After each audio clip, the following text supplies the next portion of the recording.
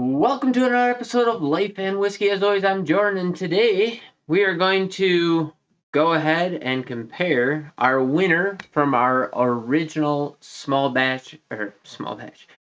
Roses comparison, where we did yellow label versus small batch versus single barrel. The single barrel won. And then, like 4 days after I did that video, my wife, my lovely, lovely wife, brought me back from Billings this small batch select, which at that point in time I had not found, I had not picked up, because we did find it in South Dakota and it was $65 and change in spearfish.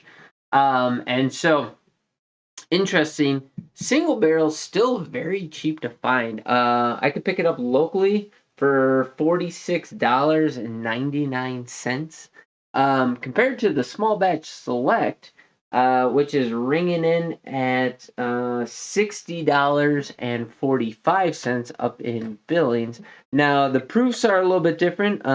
Small batch select is ringing in at 104 proof. The single barrel is ringing in right at 50% or 100 proof. And just for comparison, I don't know why I just thought of this, but the standard Four Roses small batch is a 90 proof or 45% ABV whiskey. So, there you have it. Bumped up in proof a fair bit. And yeah, we will get into it. If you watched my review of this bottle, you'll know that I was actually a pretty big fan of this. It's at the time had a lot to offer. And I think it'll be a very interesting comparison between the two here. The one thing I will say is I just got done doing the Buffalo Trace versus Bowman Brothers versus the Ancient Age, and I still have a little bit of that watermelon rind flavor in my mouth. So hopefully that doesn't taint the goods here too much, and we get a reasonable comparison here. So this is glass B and glass C. Now I should bring another bottle up just so I got a third thing for comparison, but I don't know. Now you're gonna say, "Oh, there's only two. How can you not keep it straight?" Well, I won't keep it straight because I'm not really paying attention to what I'm doing. I don't know what's what. Might spill it all. So there we go. I don't know which one's which. Don't really care. This is just this glass versus that glass. Which one seems to have the best?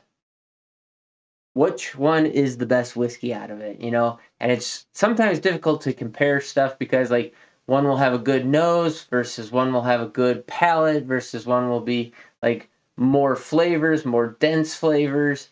There's a whole bunch of different variables that you're kind of trying to weigh out to which one seems like the best whiskey at the time. And of course, drinking from one glass to the next impacts what the second glass tastes like. Drinking water and then going back through impacts it, what time of day it is, what I've had to eat, how I'm feeling. All of those things impact what we're getting out of the glass. But that's not what we're here for. We're here to just figure it out. So, on the nose. Okay, that's a little disappointing in the nose. Don't really have much coming out of the glass at the moment, so let's kind of give her a little warm up here. Might as well warm this one up too while we're waiting. See what we can get going on there. We'll give it a good fracturing. Fractal. Once upon a time, I'll put this out there. I've tried to start a distillery a couple of times now. I wanted to do the Fractal J because here in Wyoming, you got all these ranches that are different shapes, like the triangle, the six triangle, or the triangle bar, or the, I don't know. There's it's like a number and a letter, or a number and a shape, or whatever. But all those are based off of brands that were easy to distinguish and hard to obfuscate. So like if somebody rustled cattle back in the day, if the brand was difficult to turn into an unrecognizable brand, you were kind of better off. So my wife and I, on our very first trip to Wyoming, way back in 2012, we kind of made this off comment about the fractal. And I was like, oh man, how hilarious would it be if the ranch was the Fractal J? Like, how many people would even get that? How many even people know what a fractal is? How many of you watching this show know what a fractal is? It's mathematical shapes that are made where each portion of the shape, like if you're looking at a corner of the shape, was an exact replica of the bigger shape. So like if it was, for example, say it was a heart shaped, if you were to look at the corner of the heart, it would be another heart. And it was infinitely small and infinitely big as far as like how far you could go down. And it was all derived out of mathematics. And so, I don't know. As a nerd, I thought that was kind of funny. So did she. And so when we were looking at putting our distillery together, we always thought, like, number one, if we ever have a ranch, it will be the Fractal J. But number two, how cool, just like what a great name for a distillery. Well, a couple of years back when I was doing the research for titles and names and trademarks and all that good jazz, I came across there's somewhere, I think it was in either Michigan or Indiana, that it was a brewery that was the Fractal, I think it was just like Fractal Brewing or Fractal Distilling. And for our honeymoon, my wife and I went to Telluride. Well, we went to Ridgeway was where we were staying, but we went to like Ouray and Telluride and kind of the southwest portion of Colorado, and we ended up going to dinner at this speakeasy in Telluride with a now I forget the gentleman's name. I'd have to look it up. But it was a guy that was a federal judge. He had just been appointed as a federal district court judge in Pennsylvania, and his wife, and then a couple from Texas who were, I think they were both lawyers, or one of them was a lawyer. I don't really remember. And so we were just kind of talking, having fun, whatever. And I kind of brought this up amongst them. And the guy who was the federal judge said, I used to do patent or copyright law, trademark law. I don't know, one of those. And he's like, I don't know, depending on how deep the pockets are on the Fractal Brewing Company, he's like, there's enough there that even though I would say it's a Fractal J, he's like, there might be enough there that they could sue you and you'd have to come up with a new name and go through all the the pain of paying lawyers and whatever else. And I was like, man, what a world we live in where somebody with deep pockets can just sue you for the sake of suing you, even though it's not the same thing. You'd have to go through all the expense of lawyers and court dates and whatever else just to try and keep it. And if you lost, you'd still have to change your name anyway. So I didn't end up doing it. Okay, so all that aside, here we go. I think we can finally get a little bit of something out of the glass here. In the background, there's a caramel. There's a little bit of ethanol in there coming out, kind of hitting me. But it's like caramel, graham cracker in there. Not very florally. It's like an ethanol-y, like the ethanol is burning my nostrils, but it's like sweeter caramel, brown sugary kind of notes. Not really getting any fruit per se. Yeah, it's just sweet notes and ethanol. Maybe a little bit of oak. Okay, going in on the taste. Fairly simple. Nice, sweet. Not a lot of density to it. The proof's kind of kicking through on stuff. But there's it's sweet forward, kind of a honey, a light brown sugar. Then you pick up a really nice oak that's not bitter, but just a nice pleasant oak, black pepper, a little ethanol in there coming through. on the tail end of it, I get a little bit of an apple and some graham cracker kind of playing nicely with some black pepper spice. Actually a pretty nice drinking whiskey, but I would say that the proof is dominating the flavor profile. Like it's covering up a lot of the notes that I can kind of get a little bit of a hint at, and it's a little bit more difficult to pull out exactly what it is I'm tasting. So that's a little unfortunate. I do really like that whiskey. And unfortunately, I think my last review, that Ancient Age might be kind of tainting the pool here a little bit because I still have a little something on the tongue there. But that one's pretty good, but I'd say it's dominated by the oak more than the sweet, and the proof is really shining through on that one. So coming back to this one now. Same kind of a story, a little bit proofy. And what I'm getting out of the glass is light sweet notes, honey, light brown sugar, and a light oak, a light woodiness in there. And that's it. Maybe a little bit of a floral component in the background. But yeah, nothing's really jumping out of the glass out of either of these. So let's see what it is on the taste. Little thin for the first beat, picks up with a nice sweet, like a clover honey. Very similar story, like a clover honey, a light caramel, a little bit of vanilla, pushes into just a hint of a fruit, um, probably an apple, and then as you start to pick up the tail end of the mid palate, moving into the finish, it's black pepper and oak tannin, starting to push into a little bit of bitter astringency, but not enough that it's unpleasant. It's noticeable, but not unpleasant, and some black pepper tied into that. So let's rinse the palate here and come back through. We'll see what we can get out of this here. This is interesting. We'll see how we do going back. Give that water just a beat here to kind of roll off the tongue. Okay, this time the glass has a lot more to offer on the nose. Sweet, caramel, floral, a little bit of a cherry blossom. There was just a quick oatmeal cookie in there. Like oatmeal raisin cookie without the raisin.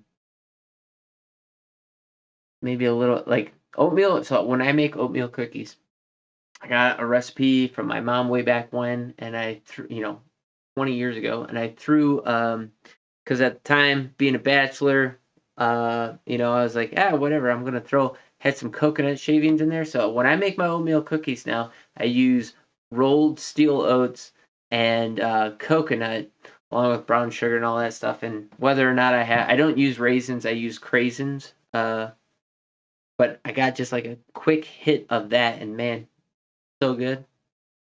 But yeah, now it's more all these sweet notes. They're a little bit heftier, a little bit denser, and just a slight sour tinge in the back, retronasal of like a sour oak, like a red oak, freshly cut red oak, where like if you were to squeeze the wood, it's dripping sap.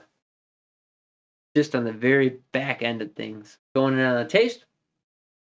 Still pretty watery thin up front, plain and simple, a little bit creamy on the mouthfeel. Brings forward, it was like 2 beats, and then immediately the finish picked up. So it's like black pepper, a little bit of ethanol. There was a sweet, kind of brown sugar in there, and then it went into this floral, black, like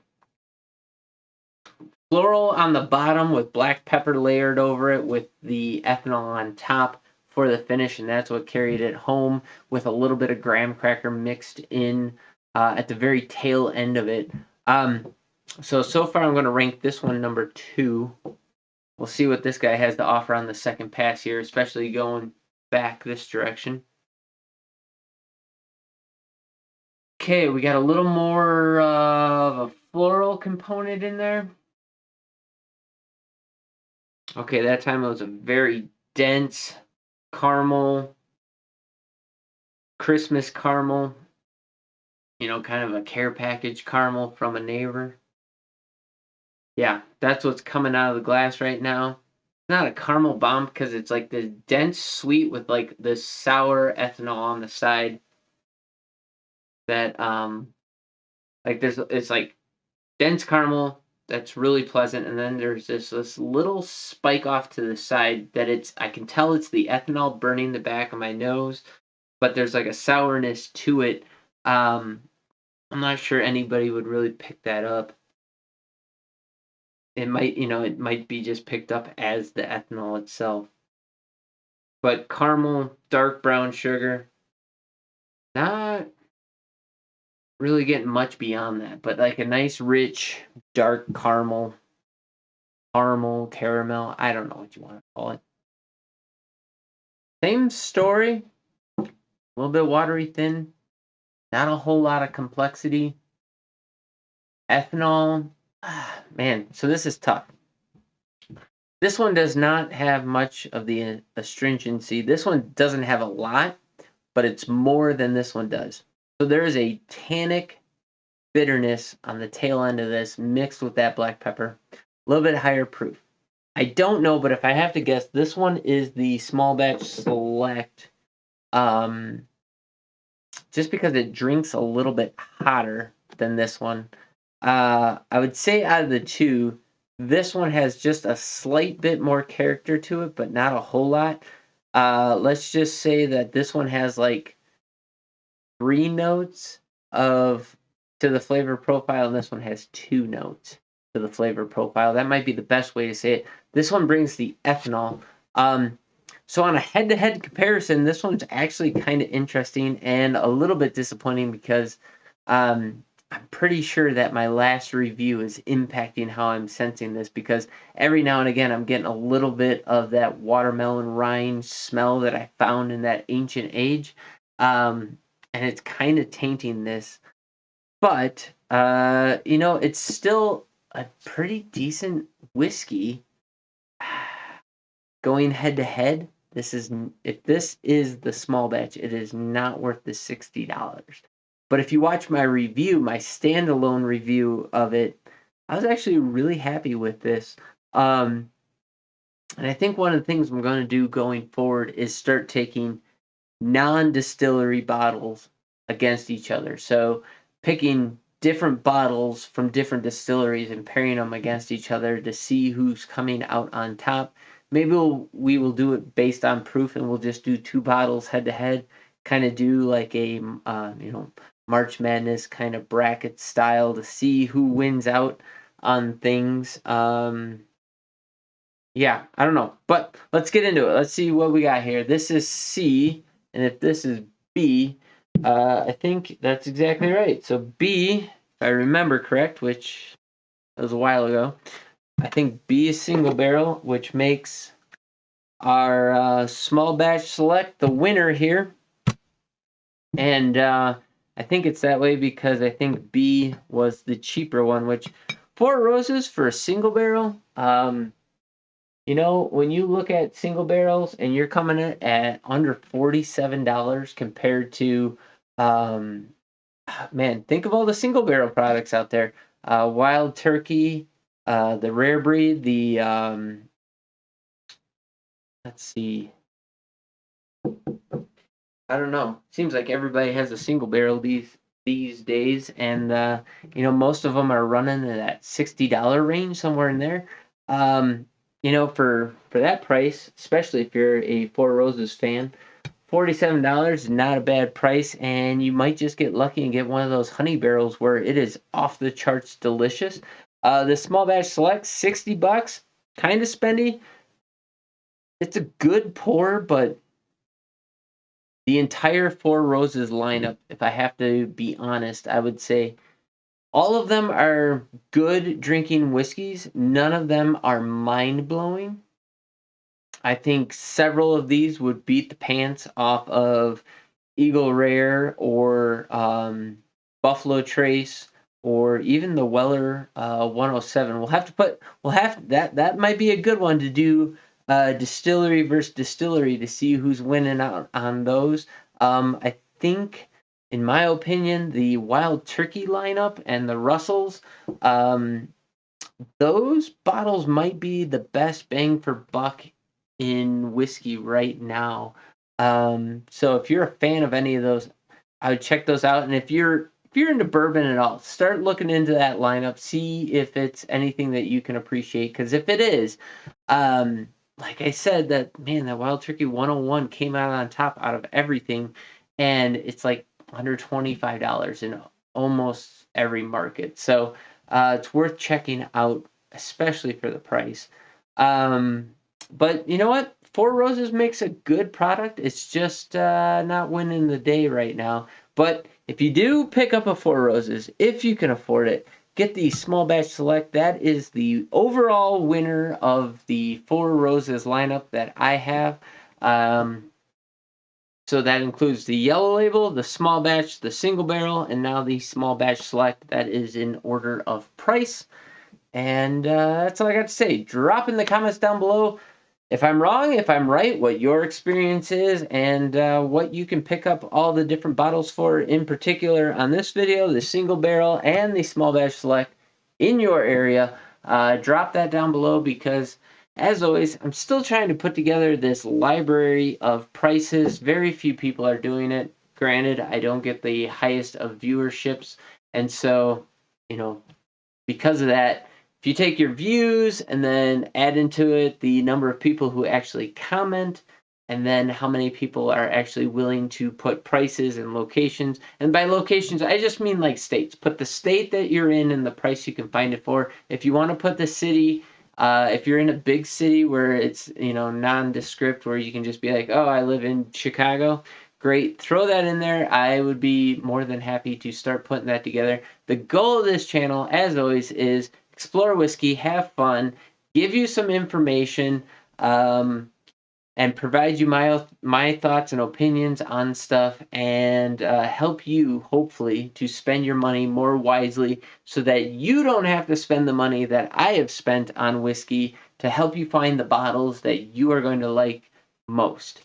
So there you go. Thanks for watching. You guys have yourselves a great day. If you haven't already, please like, comment, subscribe, and share this video with anybody who you think might appreciate this kind of content. And as always, we will catch you in the next video.